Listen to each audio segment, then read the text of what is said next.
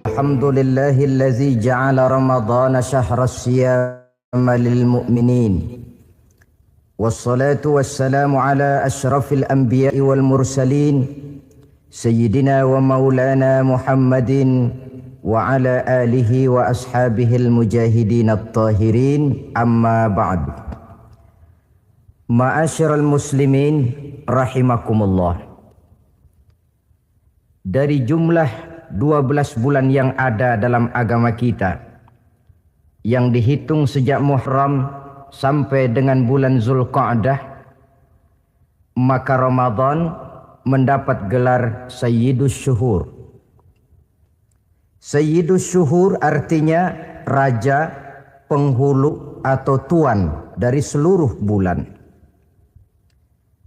Apa sebabnya maka Ramadan ini dinamakan Sayyidus Syuhur? Sebab yang pertama, Ramadan dipilih oleh Allah menjadi bulan tempat di mana pertama kali diturunkan ayat-ayat suci Al-Quranul Karim. Allah tidak memilih Rabiul Awal, tidak Rajab menjadi bulan di mana diturunkan ayat-ayat suci Al-Quranul Karim. Seperti yang dijelaskan dalam surah Al-Baqarah ayat 185. A'udzu billahi minasyaitonir rajim. Syahrul Ramadan allazi unzila fihi al-Qur'an hudan lin-nasi wa bayyinatin minal syuhur. Karena di dalamnya ada satu malam yang bobotnya khairun min alfi syahr. Satu malam tetapi lebih baik daripada 1000. Itu dinamakan dengan Lailatul Qadar. 1000 bulan kira-kira 83 tahun. Nilai ibadah di malam itu lebih baik daripada nilai ibadah 83 tahun. Padahal umur orang sekarang kan jarang yang sampai 83 tahun. Bagaimana ini harus kita pahami? Ma'asyiral muslimin, sejak kita akil balik sampai kepada usia kita yang sekarang ini, kalau kita mau jujur bercermin, rasanya kita harus mengakui banyak dosa dan kesalahan yang pernah kita kerjakan. Kalau kita berbuat dosa 40 tahun, kemudian kita bertobat 20 tahun lamanya, kalau menurut rumus dagang, ini kan belum tertutup. Dosa 40 tahun ditebus dengan taubat 20 tahun. Tapi haruskah dosa tidak terampuni? Allah Subhanahu wa ta'ala Maha Penyayang. Disediakannya malam-malam yang istimewa, yang punya nilai khusus. Seolah-olah Allah berkata, hai manusia, kau tidak perlu putus asa. Bagaimanapun banyak dosa kau lakukan, bagaimanapun banyak kesalahan kau kerjakan, nih, aku sediakan satu malam khairun min alfi syahrin, lebih baik daripada 1000 bulan yang disebut dengan Lailatul Qadar. Kapan sih Lailatul Qadar itu? Menurut Al-Imamul Ghazali, Lailatul Qadar itu adanya pada 10 hari yang akhir di bulan Ramadan, terutama pada malam-malam ganjil. Malam 21, 23, 25, 27, dan 29. Tapi orang yang ingin menemukan Lailatul Qadar, dia harus sudah berjaga sejak awal Ramadan. Jadi nggak boleh pakai ilmu ngincer. Tahu ilmu ngincer? Tanggal 20 Ramadan nggak terawih, 21 terawih, 22 perek lagi, 23 masuk lagi, 24 nggak ke masjid. Temennya tanya, kenapa nggak ke masjid? Ini kan bukan malam ganjil, nggak turun Lailatul Qadar. Saya kira yang kayak begini dapatnya bukan Lailatul Qadar, boleh jadi Lailatul Qadar. Orang yang ingin menemukan Lailatul Qadar itu, dia harus berjaga-jaga sejak awal Ramadan. Inilah di antara tugas kita, memanfaatkan waktu-waktu yang punya nilai istimewa. Itu ada dalam agama. Dalam setiap minggu ada hari istimewa. Dalam setiap hari ada jam-jam istimewa. Dalam setiap tahun ada bulan istimewa. Coba, dalam setiap minggu ada hari istimewa, hari Jumat. Dalam setiap hari ada jam-jam istimewa, sepertiga malam yang terakhir. Antara jam 2 sampai menjelang fajar di kala subuh, itu saat-saat istimewa. Di samping saat istimewa, Allah pun menyediakan tempat-tempat yang istimewa. Solat di Masjidil Haram, pahalanya 100.000 kali ketimbang solat di masjid-masjid lain. Begitu di Masjid Nabawi misalnya, ini tempat yang istimewa. Lailatul Qadar waktu yang istimewa yang diberikan kepada kita untuk kita manfaatkan dengan sebaik-baiknya. Toh dalam kehidupan bernegara saja misalnya, kan pada setiap tanggal 17 Agustus itu presiden memberikan grasi ampunan kepada para entah itu tahanan politik dan sebagainya. Ada yang mendapat potongan tahanan. Waktu-waktu yang istimewa. Inilah sebab kedua kenapa Ramadan dinamakan Sayyidus Syuhur. Sebab yang ketiga, Ramadannya nilai kebajikan berlipat ganda adanya. Satu hadis menjelaskan, "Lau ta'lamu ummati ma fi Ramadan, latamannau an takuna as-sanatu kullaha Ramadan." Andai kata umatku tahu keistimewaan apa yang ada di dalam bulan suci Ramadan, niscaya mereka ingin agar sepanjang tahun isinya Ramadan saja. Apa sebabnya? Li'annal hasanata fihi mujtami'atun. Di dalam bulan Ramadan itu berkumpul segala macam kebajikan. Wa ta'atu maqbulatun. Segala perbuatan taat diterima oleh Allah. Wa da'awati mustajabatun. Segala macam doa dan permohonan dikabulkan oleh Allah. Wa dzunuba maghfuratun. Dan segala macam dosa diampuni oleh Allah Subhanahu wa ta'ala. Berlipat gandanya nilai kebajikan yang kita kerjakan di bulan suci Ramadan. Itu sebabnya kata baginda Nabi, "Man fariha bidukhuli Ramadan, haramallahu jasadahu 'alan niran." Siapa orang yang gembira dengan datangnya bulan suci Ramadan, Allah haramkan badannya dari api neraka. Gembira menyambut Ramadan artinya bagaimana? Apa Ramadan datang terus bakar petasan? Bukan. Pukul beduk? Bukan. Apa gunanya pukul beduk kalau nggak puasa? Apa gunanya bakar mercon kalau tidak melaksanakan ibadah di bulan suci Ramadan? Gembira menyambut datangnya Ramadan dalam arti mempersiapkan diri untuk melaksanakan ibadah dengan sebaik-baiknya di bulan suci Ramadan ini. Ma'asyiral muslimin rahimakumullah. Dalam bulan suci Ramadan ada perintah melaksanakan ibadah puasa. Apa istimewanya ibadah puasa? Pertama, yang dipanggil untuk melaksanakan puasa itu iman.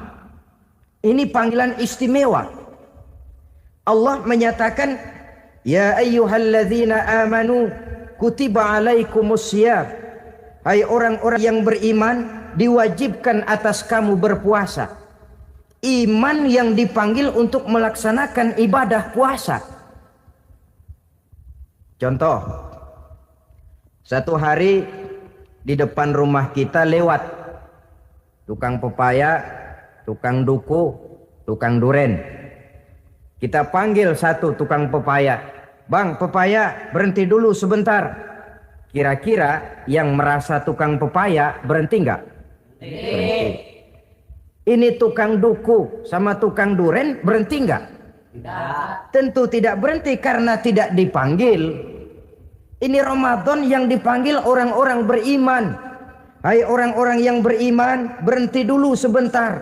Berhenti apa? Berhenti makan di waktu siang, berhenti minum di waktu siang. Yang merasa beriman, berhenti.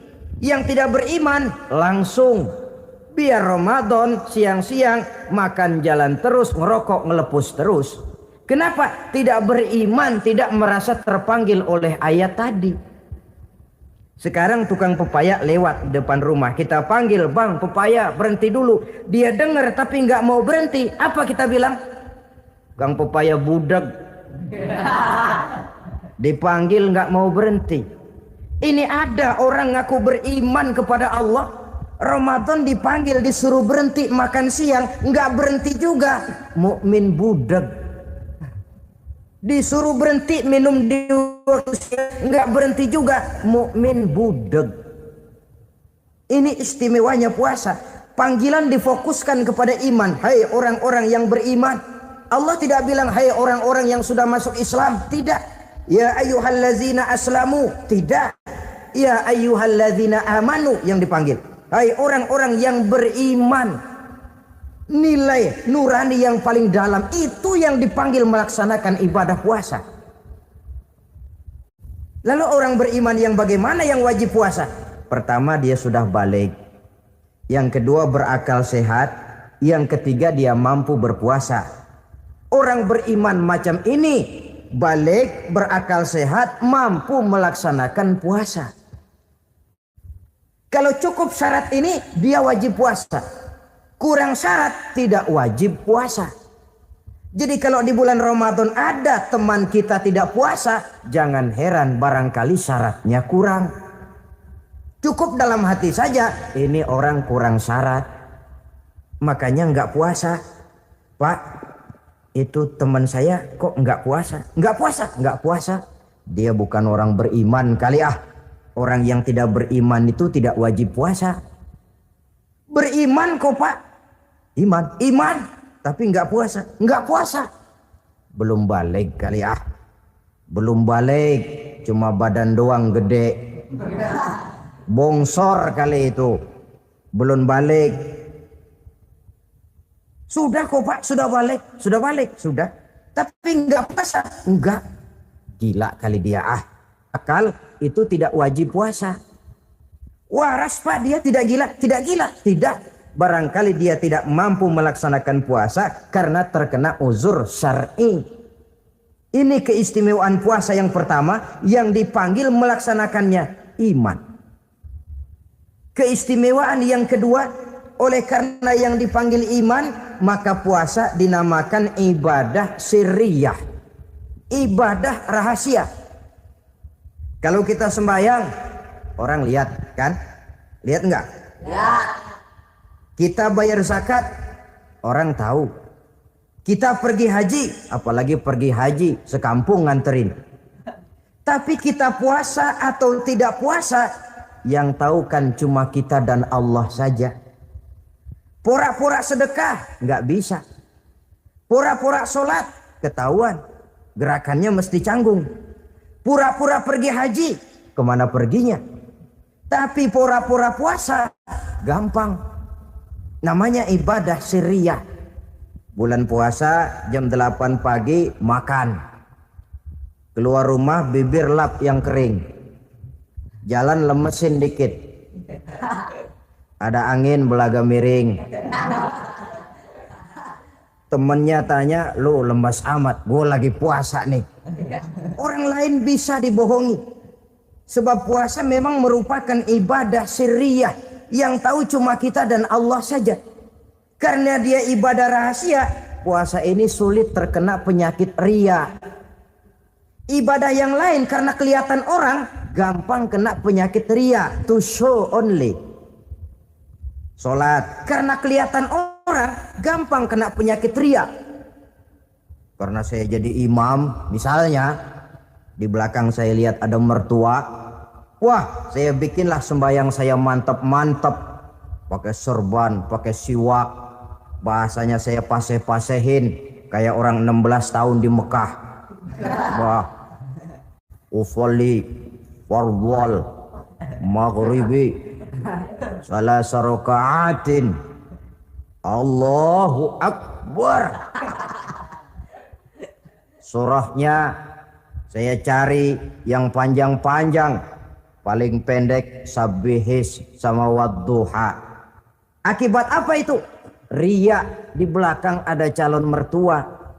Tapi kalau sholat sendirian dalam kamar, boro-boro pakai serban dan siwak, kadang-kadang kaos kutang saja cukup. Surahnya jangan sabbih sampai wadduha, langganannya inna a'toinakal kautsar sama qul huwallahu ahad.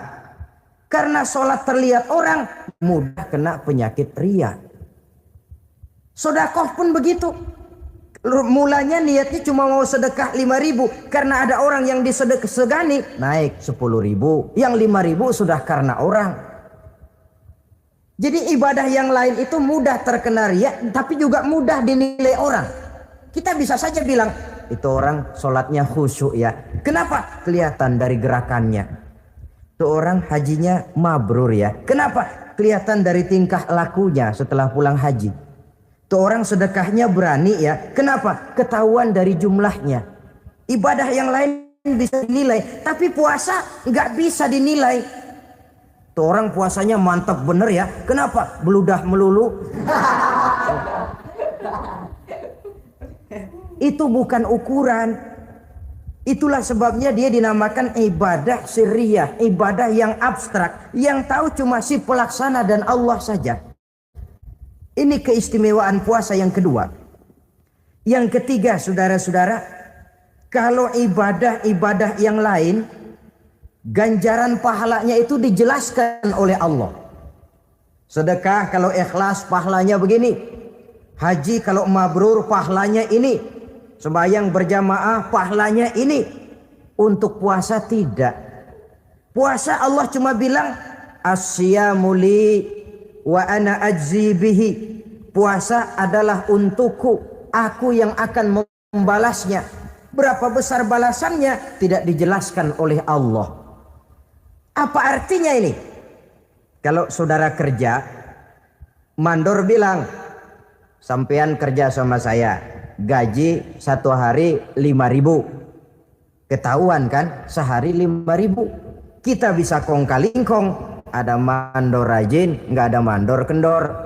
Pokoknya sehari 5.000. Tapi kalau mandor cuma bilang, kau kerja sama aku, gajimu nanti aku yang atur. Tidak dijelaskan, nanti aku yang atur. Ini kan mestinya kita kerja hati-hati. Sebab apa? Mungkin gaji kita lebih besar dari jumlah 5.000 kalau kerjaan memuaskan. Mungkin tidak digaji sama sekali kalau kerjaan berantakan. Tidak dijelaskannya pahala puasa menjadi sugesti bagi kita untuk melaksanakan ibadah ini dengan sebaik-baiknya. Mungkin gaji sangat besar, mungkin tidak digaji sama sekali. Sebab kata Nabi, kam min shaimin laisa lahu min siyamihi illa al-ju' wal 'atsy. Berapa banyak orang puasa, dia tidak memperoleh apa-apa dari puasanya kecuali lapar dan haus saja. Puasa sah, kewajiban gugur, nilai 0. Tidak dapat apa-apa kecuali lapar dan haus. Jadi inilah keistimewaan daripada ibadah puasa. Saudara hadirin yang saya hormati, kemudian apa sih perlunya kita melaksanakan ibadah puasa ini?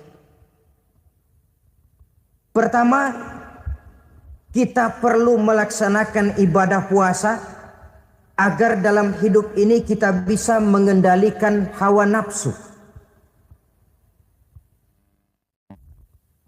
Perut besar, tempat bersarangnya energi yang melahirkan gerak dan merupakan kendaraan utama daripada iblis.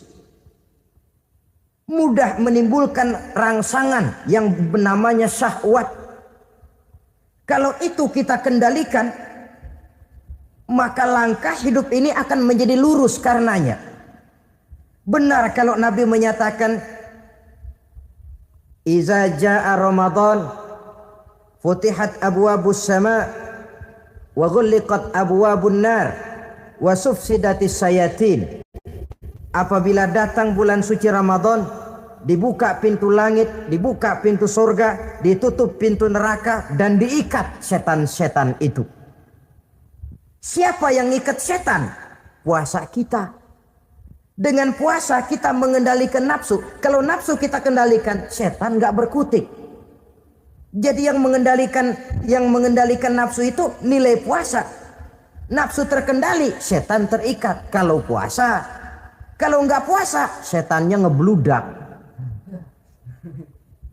Jadi jangan digambarkan, wah kalau bulan puasa setan dirantai. Rantainya kayak apa? Yang rantai siapa? Arti setan diikat di sini ialah nafsu dikendalikan.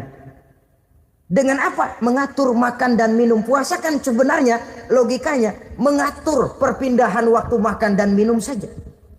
Apabila perut besar ini teratur demikian rupa, syahwat tidak menggelegak, dia terkendali. Dengan hidup pandai mengendalikan nafsu, iblis tidak berdaya dan tidak berkutik. Ma'asyiral muslimin rahimakumullah, Nabi bersabda, la yu'minu ahadukum hatta takuna hawahu taba'an lima ji'tu bih. Belum sempurna iman kamu kalau nafsumu belum ikut apa yang aku bawa. Yang dibawa Nabi tidak lain daripada syariat, termasuk di dalamnya pelaksanaan ibadah puasa. Karena itu saya pesan kepada seluruhnya, jangan kalau puasa kayak orang ngancem. Siang bisa mengendalikan nafsu, tapi begitu maghrib berbunyi, nafsu sudah tidak terkendalikan lagi. Itu namanya puasa orang ngancem. Kayaknya biarin siang gua tahan, ntar lo maghrib. Begitu maghrib berbunyi, sudah macam bendungan pecah. Semua isi meja pindah ke perut. Akhirnya kalau siang dia setengah mati kelaparan, habis buka setengah mati kekenyangan. Dua-duanya jelek. Kalau sudah kekenyangan, yang enak kan ngukur balik. Tidur. Maghrib liwat, isya out, tarawih boten. Temennya nyamper ke masjid yuk terawih duluan deh, gua kenyang bener nih. Kenyang. Berbuka itu yang bagus pakai etik ya, etika buka itu. Maghrib berbunyi, cukup seteguk air, 3 butir korma atau sepotong kue. Sholat maghrib. Selesai sholat maghrib, masuk ronde kedua. Waktunya agak panjang, makan ala qadarnya. Selesai makan, berangkat ke masjid, isya, tarawih. Pulang tarawih, masuk ronde ketiga. Waktunya panjang, mau habis-habisan juga nggak apa-apa. Tapi kalau begitu maghrib berbunyi langsung dipukul 1 ronde, kita yang rubuh. Kekenyangan. Waktu siang dia sanggup mengendalikan nafsu, tapi begitu maghrib berbunyi, nafsu sudah tidak terkendali lagi. Asar, pengaruh puasa tidak akan membekas dalam jiwanya. Siang jelas puasa, nggak boleh ngerokok. Begitu maghrib sampai imsak kayak lokomotif, kelebul nggak berhenti. Tidak lagi sanggup mengendalikan diri, mumpung boleh katanya. Sampai pernah kejadian ada orang bangun sahur kesiangan, bingung dia waktunya tinggal dikit. Mau sahur dulu nggak keburu ngerokok, mau ngerokok dulu takut nggak keburu sahur. Akhirnya bareng, sebelah nyuap nasi, sebelah ngerokok. Itu macam mana rasanya kalau sudah kayak begitu. Padahal pengaruh daripada melaksanakan puasa akan terlihat dari sejauh mana seseorang dalam hidup mampu mengendalikan nafsu. Bukan pada waktu memang dilarang, tapi pada waktu diizinkan. Di situ yang paling kelihatan. Kalau waktu siang saudara mampu mengendalikan nafsu, itu jelas saja memang seharusnya wong puasa. Malam dalam keadaan makan boleh, minum boleh, masih mampu mengendalikan nafsu. Dalam arti makan dan minum pada batas yang wajar saja. Itulah yang dikehendaki dari melaksanakan ibadah puasa. Sehingga ibadah itu membekas dan ikut membentuk kepribadian orang. Sekali lagi, jangan cuma waktu siang saja bisa mengendalikan nafsu. Di waktu malam pun dalam kondisi yang memang dihalalkan, kita juga hendaknya mampu mengendalikan nafsu. Jadi inilah perlunya puasa yang pertama, supaya kita bisa mengendalikan nafsu. Yang kedua, puasa itu melatih kita hidup sederhana. Orang sufi mengajarkan orang yang paling kaya ini sebenarnya orang yang hidupnya paling cukup. Sedangkan orang miskin adalah orang yang kebutuhannya kelewat banyak. Maka yang paling kaya, bahkan yang maha kaya, itu sebenarnya cuma Allah. Sebab apa? Dia nggak perlu apa-apa. Makin banyak keperluan kita, makin miskin kita. Coba orang puasa lihat. Kalau sudah jam 2, jam 3, itulah barangkali memang termasuk godaannya dalam melaksanakan ibadah puasa. Kalau jam 1 siang, jam 2 siang, jangankan makanan enak, nangka busuk kita lihat legit. Barangkali cobaan di dalam melaksanakan ibadah puasa. Tapi kalau sudah maghrib berbunyi, berbuka kita kena seteguk air, sepotong roti, 3 butir korma, kenyang rasanya. Kemana keinginan yang tadi begitu menggebu-gebu? Oh, bisikan nafsu rupanya itu. Makin dalam kita merenung, makin sampai kita kepada bentuk kesederhanaan di dalam hidup ini.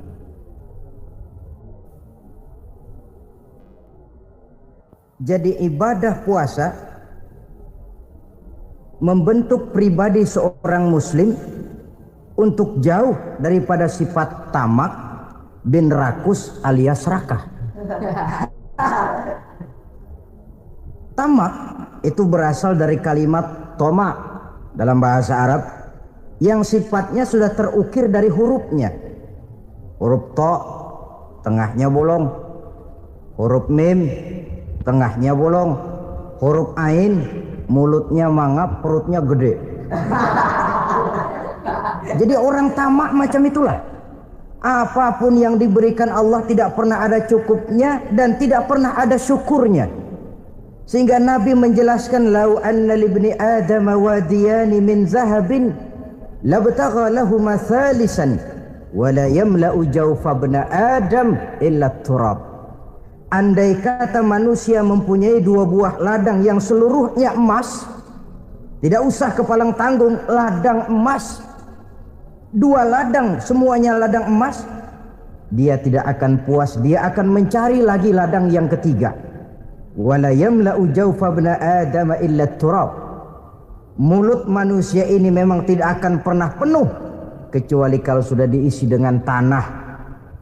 Kapan diisi dengan tanah? Kalau sudah menghadap ke arah kiblat di liang lahat, nah itu baru mulut udah nggak ngerawil, diam, tenang, kalem, diisi dengan tanah.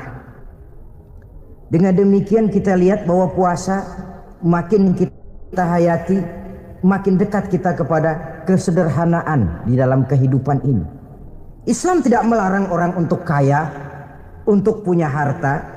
Yang dilarang ialah sifat rakus, serakah dan tamak. Karena ini akan membuat orang melakukan segala macam cara, ingkar kepada nikmat Allah, tidak pandai bersyukur, pandangan matanya selalu diarahkan ke atas. Dikala hidupnya sudah serba cukup, dia masih merasa kurang. Sebab itu dia selalu kurang. Dia sudah kaya tapi masih merasa miskin saja, maka hidupnya pun miskin terus. Saudara-saudara ma'asyiral muslimin, ini hikmah yang kedua kenapa kita perlu puasa. Yang ketiga, puasa itu melatih kita cinta kepada fakir miskin, orang-orang yang tidak mampu, yang memerlukan pertolongan. Bagaimana caranya? Dunia pendidikan berkata bahwa pendidikan akan lebih berhasil kalau bersifat audiovisual. Mengajar anak berenang, bawa ke kolam. Mengajar anak naik sepeda, berikan sepedanya. Mengajar orang cinta fakir miskin, rasakan apa yang dirasakan oleh fakir miskin. Apa itu? Lapar, haus. Kan nggak bisa ngajarin anak berenang teori saja. Ke kolam nggak pernah. Teori hafal luar kepala. Gaya dada begini, gaya 200 meter begini, gaya kupu-kupu begini, gaya bebas begini. Teori hafal ke kolam nggak pernah. Sekali terjun gaya batu. Sudah nggak timbul-timbul lagi. Nggak bisa ngajar anak naik sepeda cuma teori saja. Sepedanya tidak pernah diberikan. Hafal teori, bab 1 pegang setang, bab 2 dorong, bab 3 kaki kanan naik pedal kanan, bab 4 genjot. Hafal teori, megang sepeda nggak pernah. Begitu dikasih sepeda dia naik, habis tukang bakso. Pun mendidik orang cinta kepada fakir miskin tidak bisa cuma lewat seminar, kongres, penataran, indoktrinasi. Diadakan simposium, seminar, diskusi supaya orang cinta kepada fakir miskin, tapi yang bicara orang kenyang semua. Bagaimana hati ini mau peka? Islam itu nggak usah banyak teori lah. Rasakan saja lapar haus enak nggak? Kalau kau tahu lapar dan haus tidak enak, kau lapar haus cuma sebentar.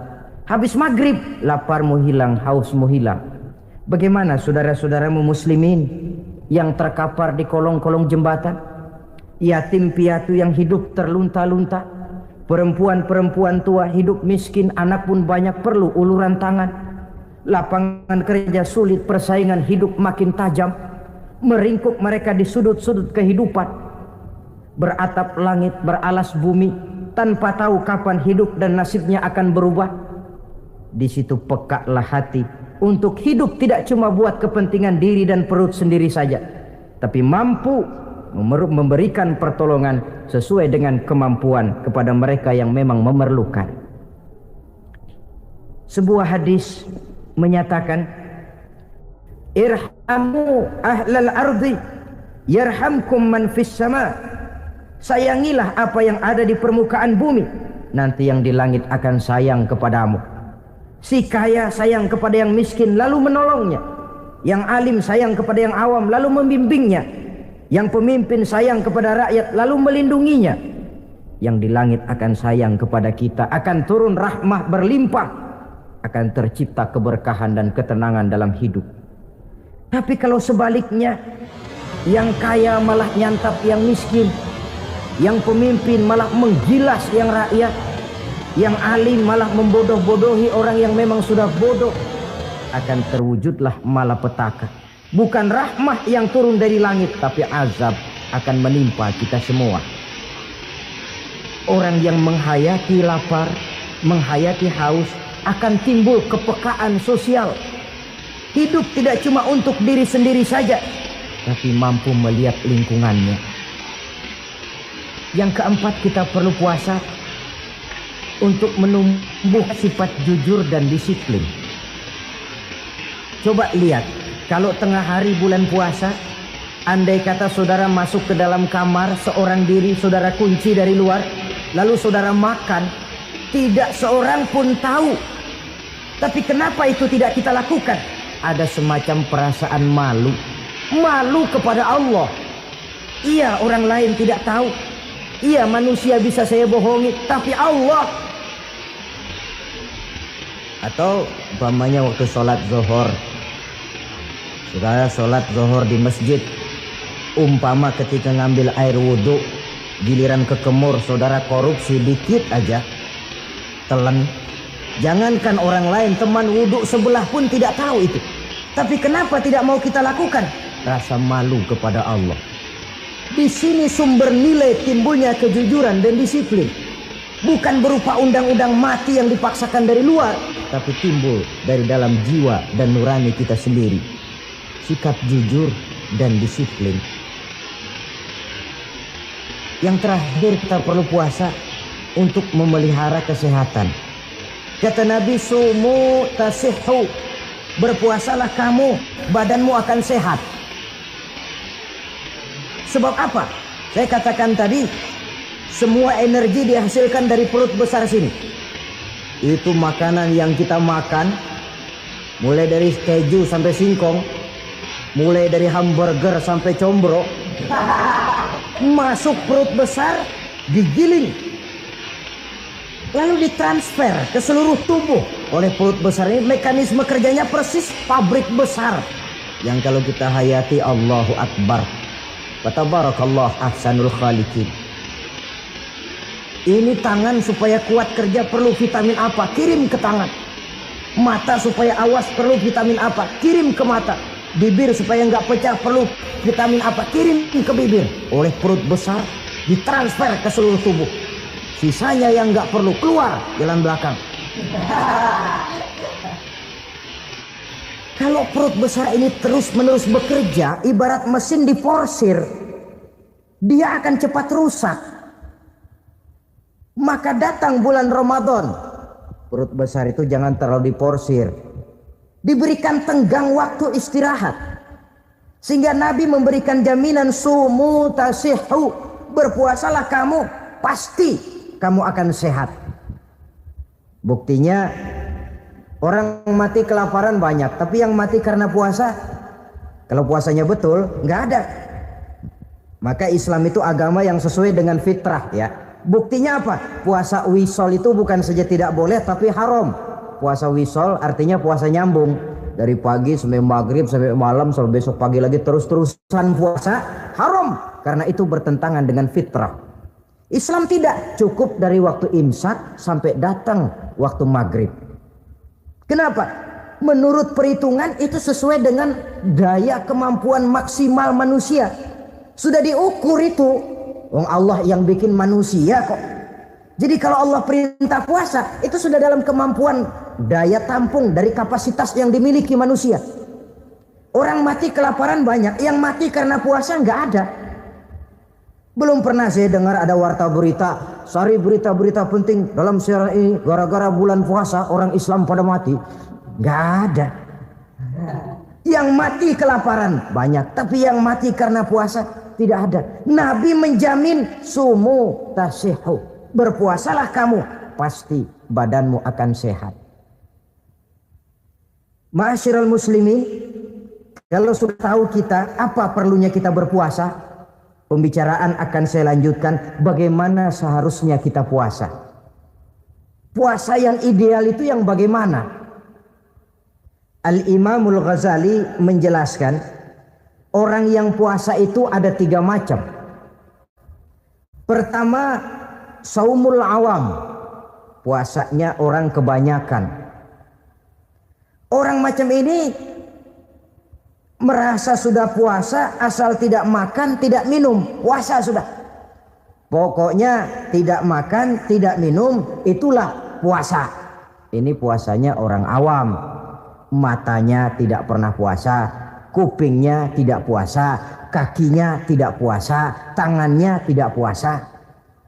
Ini puasa orang awam kebanyakan.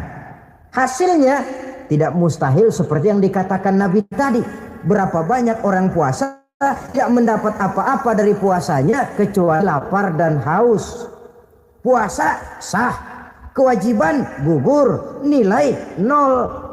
Kan rugi ibadah semacam itu. Sebab jangan lupa, yang membatalkan itu kan 2. Ada yang membatalkan pahala puasa, ada yang membatalkan puasa. Bedanya apa? Kalau puasa batal, pahala jelas batal. Tapi kalau pahala yang batal, puasanya mungkin sah, kewajibannya gugur, tapi pahala tidak ada. Kalau yang membatalkan puasa sih umumnya kita bisa jaga itu. Sebab apa? Masalahnya konkret, kelihatan.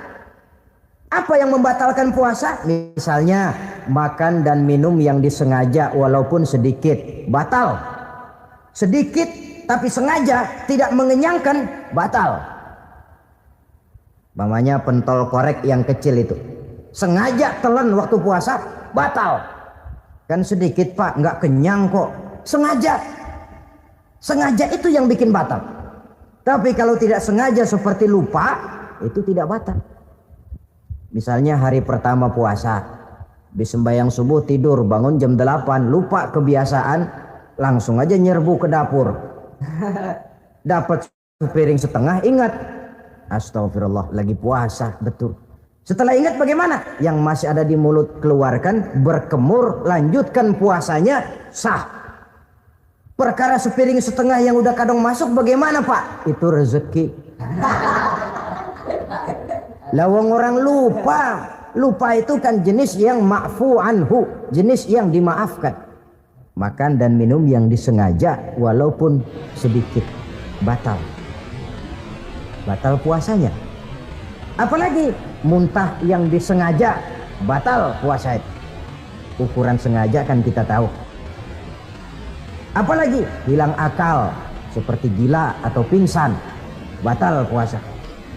Apalagi hubungan suami istri di waktu siang secara sengaja, batal. Kalau sengaja. Kalau nggak sengaja, enggak. Namanya nggak sengaja. Umpamanya, saya nggak sengaja Pak, tahu-tahu udah nyampe situ, gimana? Ya nggak batal, cuma begitu ingat, buru-buru selesai mandi, lanjutkan puasanya, sah. Jangan begitu ingat sih ingat Pak, puasa cuman tanggung. Nah, ini tanggung ini yang bikin jadi batal. Dan jangan lupa, orang yang membatalkan puasa karena hubungan suami istri, dendanya paling berat. Seorang sahabat pernah lapor, halaktu ya Rasulullah, ya Rasul, celaka saya. Ma ahlaka, apa yang bikin kamu celaka? Saya lagi puasa Ramadan ya Rasulullah, saya nggak tahan. Lalu saya nyelonong sama istri saya, pengantin baru ini rupanya. Nyelonong bagaimana? Ya nyelonong.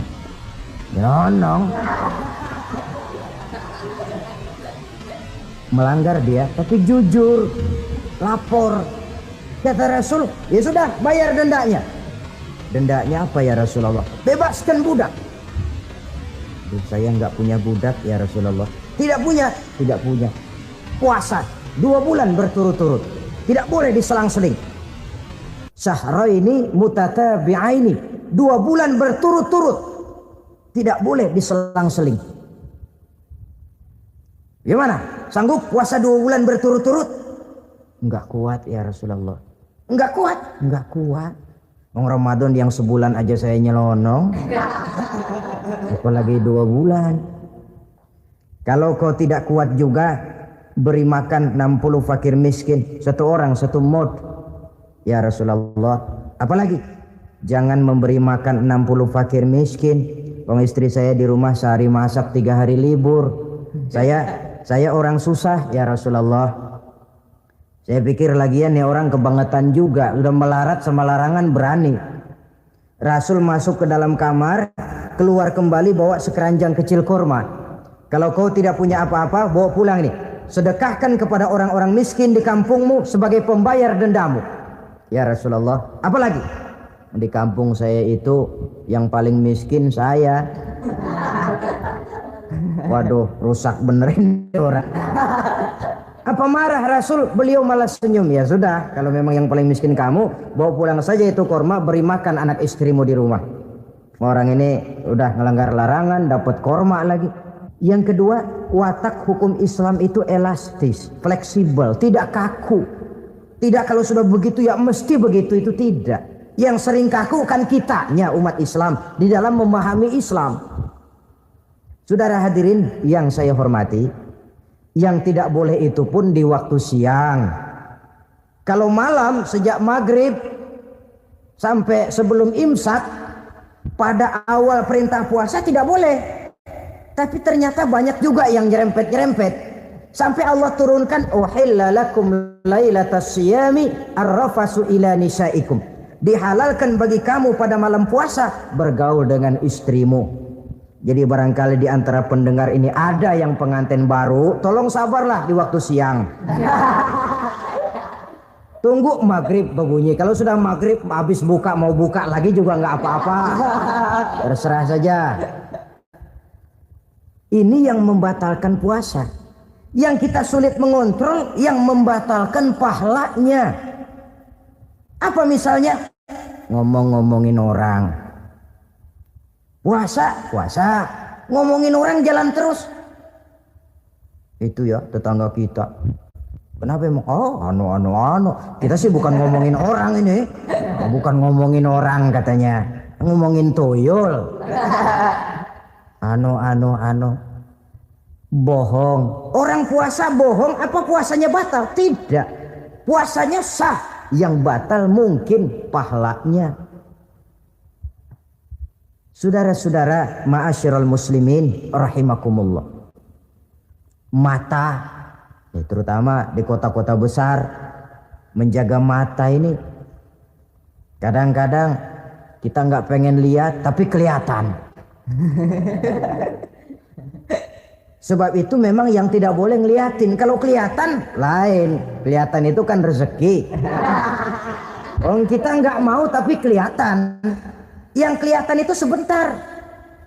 Kata Imam Ali, nazaratul ula laka wasaniyatu alaika. Pandangan pertama untukmu, yang kedua atasmu.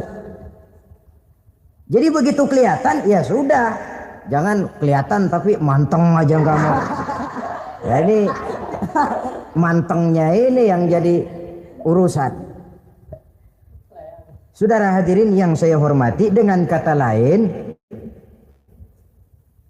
berusahalah kita untuk puasa zahir batin. Itu yang pertama tadi. Puasa tingkatnya orang saumul awam disebut.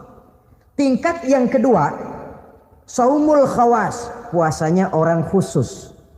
Bagaimana ini? Di samping tidak makan dan tidak minum, panca inderanya sudah ikut puasa. Matanya puasa, kupingnya puasa. Asal ada diajak ngomong-ngomongin orang, maaf ya, kuping saya lagi puasa. Kakinya puasa, diajak jalan ke tempat yang tidak baik, dia bilang maaf saja, kaki saya lagi puasa. Diajak nyolong, maaf, tangan saya lagi puasa. Tidak cuma sekedar tidak makan dan tidak minum, panca inderanya sudah ikut puasa. Sekurang-kurangnya seperti inilah puasa kita, zahir batin. Nah, yang tertinggi disebut saumu khawasil khawas, puasa orang khusus yang lebih khusus lagi. Ini sudah the first class ini. Puasanya orang VIP. Bagaimana puasanya orang ini? Di samping tidak makan dan tidak minum, puasa panca inderanya, hatinya juga sudah ikut puasa dari seluruh keinginan yang selain Allah. Wah, ini kelas tinggi. Orang yang puasa macam ini, andai kata jam 3 sore dia berpikir, ntar sore buka pakai apa ya? Dia menganggap batal pahalanya.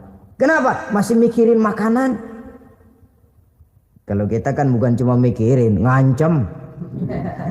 Waduh, jam 5 di meja udah berderek es kopior, kelapa muda, cendol. Apa yang mau diminum lebih dulu? Tingkat yang tertinggi ini, hatinya juga puasa dari semua keinginan yang selain Allah. Idealnya sekurang-kurangnya kita puasa zahir batin. Zahirnya menahan diri dari yang membatalkan puasa, batinnya mencegah diri dari yang membatalkan pahala puasa kita itu. Ma'asyiral muslimin rahimakumullah. Terakhir, Rasulullah Shallallahu Alaihi Wasallam membagi bulan Ramadan itu menjadi 3 bagian. Sepertiga yang pertama, tanggal 1 sampai 10 Ramadan, masa turunnya rahmah, turunnya kasih sayang Allah. Kalau istilah sepak bola, tanggal 1 sampai 10 Ramadan ini disebut babak semifinal, babak penyisihan. Sepak bola itu kalau baru tingkat babak penyisihan, pesertanya banyak. Seluruh kesebelasan turun bertanding, babak penyisihan. Ramadan tanggal 1 sampai 10 babak penyisihan, putaran pertama. Pasaran puasa rame. Masjid musola full house, meledak, tidak sanggup menampung jamaah yang tarawih itu. Yang tadarus meriah. Kenapa? Maklum babak penyisihan, seluruh kesebelasan turun bertanding. Tanggal 1 sampai tanggal 10 Ramadan. Bila itu selesai, selesailah putaran pertama, masuk putaran kedua. Sepertiga yang kedua tanggal 10 sampai 20 Ramadan, masa maghfirah, masa dari Allah masuk babak semifinal. Sepak bola itu kalau sudah babak semifinal itu kan sudah banyak kesebelasan yang masuk kotak. Maka 10 Ramadan ke atas pasaran puasa mulai menurun. Yang enggak puasa mulai nekat. Yang tadarus sudah mulai sayup-sayup sampai. Sementara barisan orang sembahyang taraweh di masjid mulai mengalami kemajuan dengan pesatnya. Barisannya makin maju ke depan. Maklum, tidak semua kesebelasan tangguh. Ada yang sejak bertanding sudah berhitung. Kita sih bakalan yang lain ada. Karena ikut-ikutan teman, karena malu sama mertua, rajin tarawih. Karena nganterin, rajin tarawih. Bayangnya paling belakang berdua lagi. Malah ngeledek begitu imam waladolin, dia di belakang nyaut asik.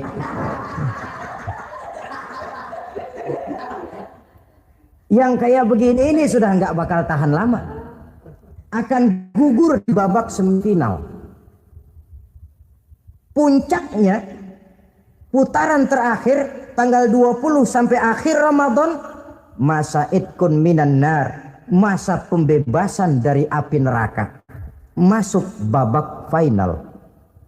Kalau sudah babak final, ya pesertanya nggak banyak sudah. Ramadan tanggal 20 ke atas babak final, pesertanya nggak banyak. Sebab apa? 20 Ramadan ke atas pikiran orang sudah bercabang itu. Yang punya kampung sudah siap-siap mau pulang mudik. Lebaran di kampung, puasa kayak enggak, yang penting pokoknya lebaran. Yang pegawai negeri gajinya kecil, anaknya banyak, palanya ngebet. Yang belum punya sepatu, belum punya baju, macam-macam problem sehingga konsentrasi ibadah menurun. Padahal Nabi sangat menganjurkan tingkatkan ibadah la siyama fi asril awakhir, lebih-lebih pada hari 10 yang akhir, tanggal 20 sampai akhir Ramadan. Di situ dianjurkan memperbanyak ibadah, i'tikaf, tarawih, tadarus Quran, bersedekah, amalan-amalan sunnah yang sangat dianjurkan di bulan suci Ramadan ini. Nah, mereka yang keluar sebagai finalis Ramadan, Allah Subhanahu wa ta'ala berkenan memberikan piagam penghargaan. Di atas piagam itu tertulis dengan nyata, ghufira lahu ma taqaddama min zambihi. Pemegang piagam ini dinyatakan keluar sebagai finalis Ramadan, kepadanya diberikan penghargaan dengan jaminan ampun terhadap seluruh dosa yang pernah dia kerjakan. Sehingga dia keluar Ramadan, masuk 1 Syawal seperti bayi baru dilahirkan oleh ibunya. Bersih tanpa dosa karena sudah dibersihkan oleh ibadah Ramadan. Sehingga masuk Syawal, dia rayakan Idul Fitri, dia pantas mengucapkan minal aidin wal faizin. Minal aidin artinya semoga kita termasuk orang yang kembali. Kembali kemana? Kembali kepada fitrah. Seperti bayi baru dilahirkan oleh ibunya, tidak punya dosa kepada Allah karena sudah dibersihkan oleh ibadah Ramadan. Ini orang yang finalis, puasanya betul, tarawihnya betul, pantas mengucapkan minal aidin. Dan kalau tarawih cuma 2 malam, puasa 3 hari, Lebaran paling rajin, mas minal aidin ya, minal aidin. Nggak tahu diri lo, minal aidin dari mana? Saudara hadirin, dosa kepada Allah bersih oleh ibadah Ramadan. Tinggal dosa kepada sesama manusia berhalal bihalal di hari raya Idul Fitri. Nah, inilah pembicaraan kita pada pertemuan kali ini dengan harapan mudah-mudahan ibadah kita diterima Allah. Kita keluar sebagai finalis yang pada akhirnya masuk ke dalam kelompok minal aidin wal faizin, orang yang kembali suci kepada fitrah dan orang yang beruntung. Dengan semangat inilah kita rayakan Idul Fitri, hari raya kembali kepada fitrah.